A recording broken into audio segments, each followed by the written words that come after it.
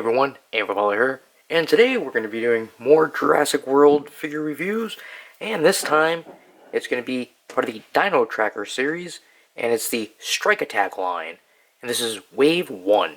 We have 4 of them here. So the first one, we got, I can barely say any of these names. Herrerasaurus? Sure. And let's see, looks like you just head strike action. Cool. And these ones have little things that you can pull out, of course. You know, scan it with your phone. I like that little feature. Now this guy I like. Edaphosaurus. Very cool. And with him, he's got total head attack.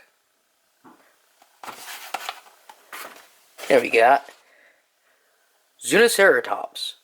Zuniceratops? Yeah, sure. And with this one, head striking action. And then, last one. Oh, this one. Oh, boy. Genyodectes. Yeah, series. Serus.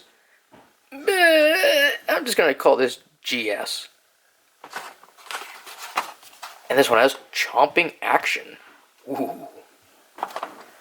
So, why don't we go ahead, get these all open, and take a closer look. This is Wave 1, which was 2023. Now, my Walmart, I don't know if it's because Christmas ended, but they just got a huge amount of, like, almost all the different lines. So, I already had 2 of them, so I picked up the other 2, and they got, I just got a whole bunch that I didn't have. So, yay! Finishing off sets. So I figured we'd do what we did before, give you some real facts, then we talk about the figures, and yeah. So the first one we'll talk about is Zuniceratops. I hope that's how you say it. I think this guy just kind of looks a bit mopey. His head is in the down position all the time, which, I don't know. There's something about that I don't like. Maybe if it wasn't so far down, like right about there would have been good. He just looks like he's mopey. But the name means Zuni horned face. Let's see, it's from New Mexico area of the United States. It lived in the I'm going to say everything wrong, Turian of the late Cretaceous period. Like other ceratops, it was a herbivore, of course. Their length measured about 2.2 meters and weighed about 175 kilograms. Now this figure is 7 inches long and about 3.5 inches tall, with its head down in its natural position like this. And when it's up, it goes up to 4 inches tall. And it was in none of the movies or shows. That's something you're going to see a lot about this wave here. None of them were in any of the movies. But now we look at the figure. Pretty cool. Has like their real world counterparts. None of the colors are going to be how they should be. But he's kind of like a brownish green. He's got some tan. A little bit of like black. Pretty cool face. I like the, I never know what they call it. It's the mouth area. Now his mouth cannot open. That's a shame. I like when they can have open mouths.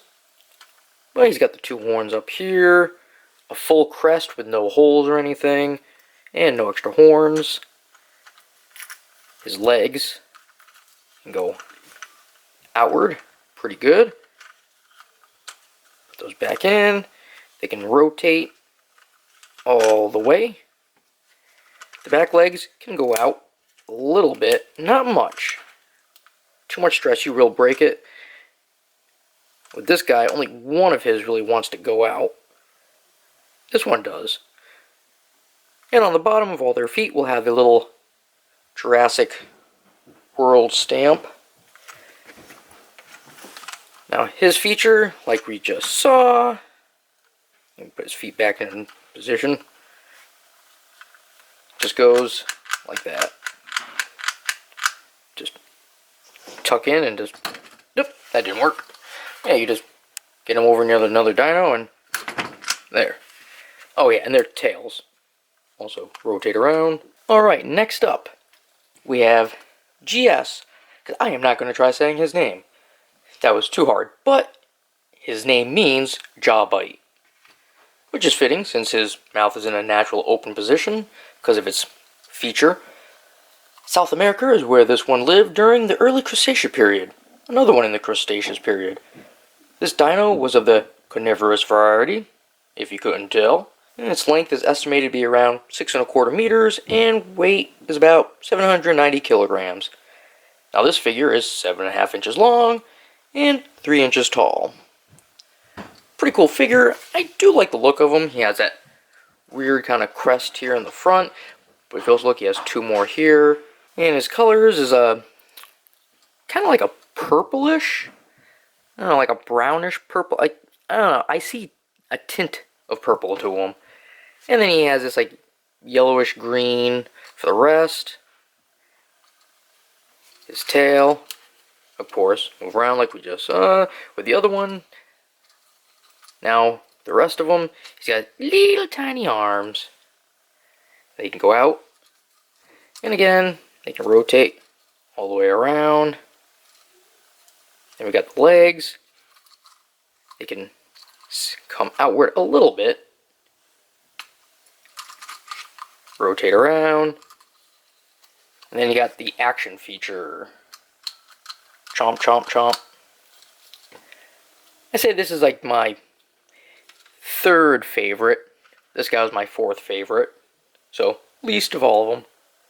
Oh yeah. And of course, I forgot his little thing right there. Same spot for this one. Alright, for another one with a hard name, the Herrerasaurus. Its name means Herrera's lizard, named after the person who discovered the fossils.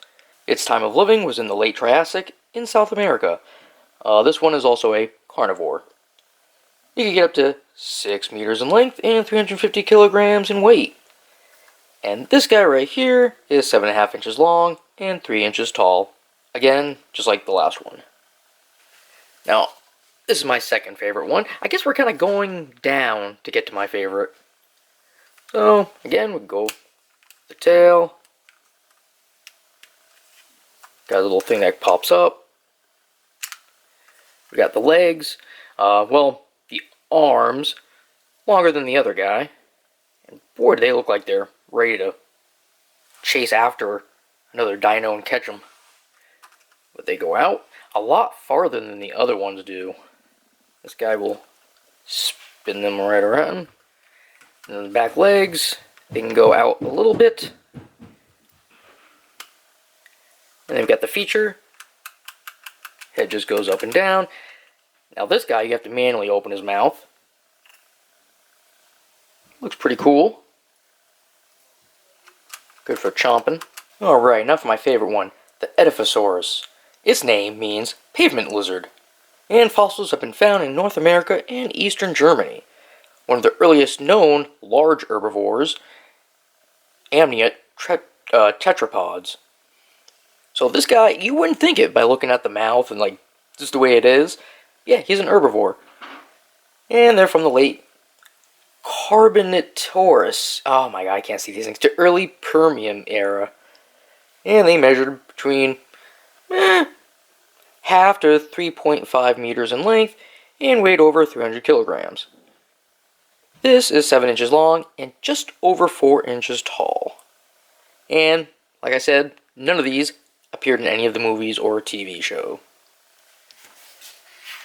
I like this guy. I just like the color. He has like this grayish colored hand. It slowly leads up to the black. He's got yellow on the fin. Then also, well, black. I just like the guy.